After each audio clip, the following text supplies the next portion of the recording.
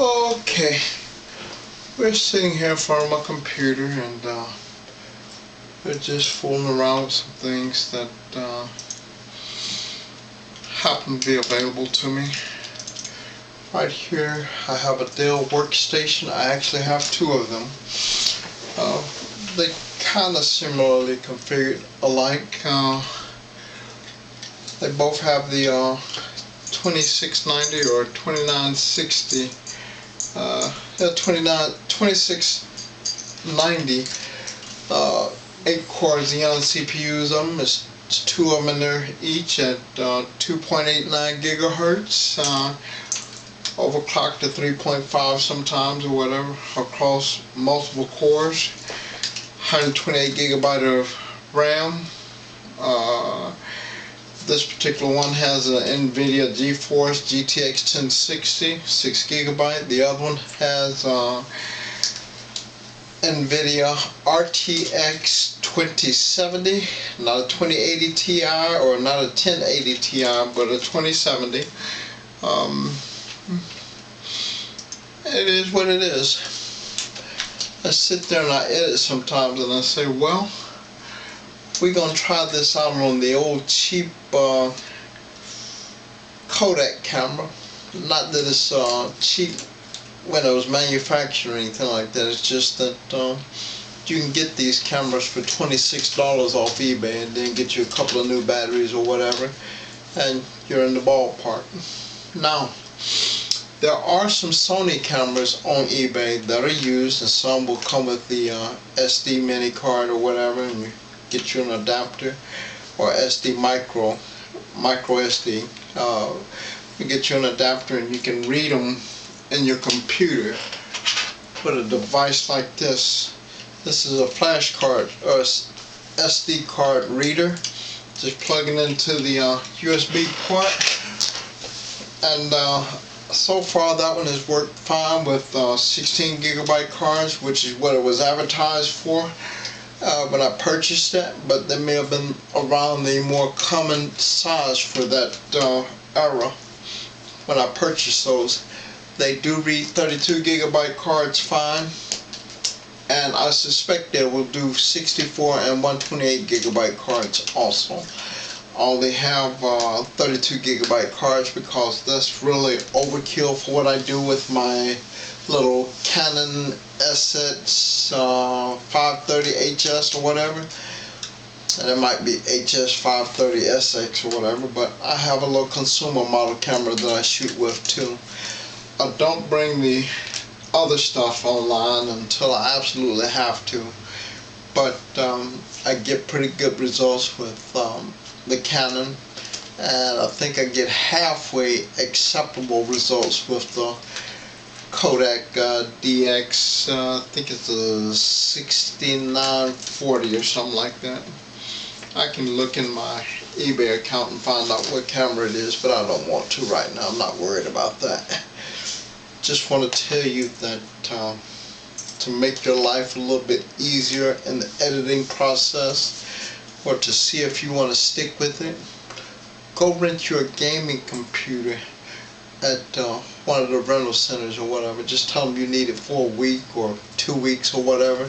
You just want to evaluate it to see if it meets your needs as far as video editing is concerned. Well, you sit there and say, I don't have $30, $40 to waste on a computer or whatever. Well, actually you do, because once you get that computer home and you load the files up on it that you plan to edit, even if it's with DaVinci Resolve or whatever, you will have an idea of what it is your computer would do for you if you went ahead and continued to rent that one, or you got it while it was being returned and paid less for it and just paid cash for it or whatever. But you have to ask yourself, what is your objective? If your objective is to post videos to YouTube and all that kind of stuff, you can find used digital cameras on eBay.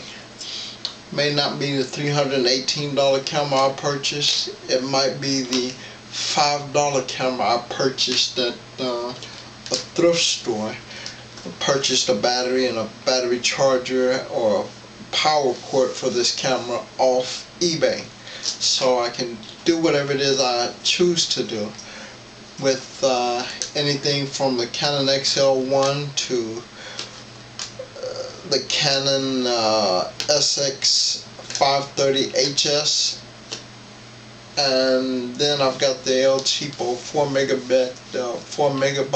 megabyte Kodak camera that will only shoot 2 gigabyte flash drives. Now, it sits there and tells me that I have 80 minutes of record time. Of course, I'm not going to bore you to death with 80 minutes of record time, but I want to tell you about this website I've got. I'm not going to give you any keywords or anything like that, or make it where you can find it, because you can't find it. If I call somebody, you can find it after about maybe 4 or 5 hours, but if I didn't give you the URL, Universal Resource Locator, or whatever, but anyway, location. But anyway, come here, Tank.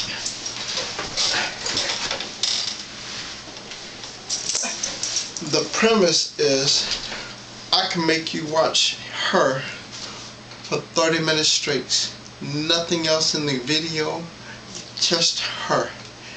And she could be sitting there doing whatever it is she's doing, and you can document it, and then I'll sit there and say, tell us what you found. Then the reward might be 50,000, 20,000, whatever. But if she sit there for 7 hours doing whatever it is she does, you gonna sit there for 77 hours or 7 hours. Why? Because $20,000 is more than a lot of people make working a regular job. Now, I'm not going to do it at the moment, but I can. There are other components that go along with it, such as product placement and other things, and XYZ and XYZ. Expect to see it soon. Real soon. 2-3 months, maybe 4 or 5 months. No longer than 6 months. But I've got it. So, part of the truth was, well, it is the truth. The servers I were using were a little bit older, and not too old. Still double data rate 3 and all that kind of stuff, 40 cores or whatever. But we got some new monsters that were donated. I mean, literally donated. And we had an image backup of everything, and it was loaded. It's more robust now. I probably host about 5 or 6 million people online at one time. That was skill, depending on the popularity of my website. I don't have 2 billion users like a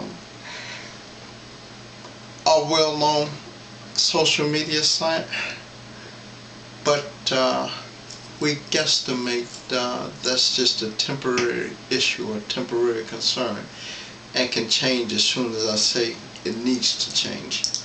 So we're going to stop this video, and I'm going to remind you, I can make you babysit her for 7 hours in the comfort of your own home.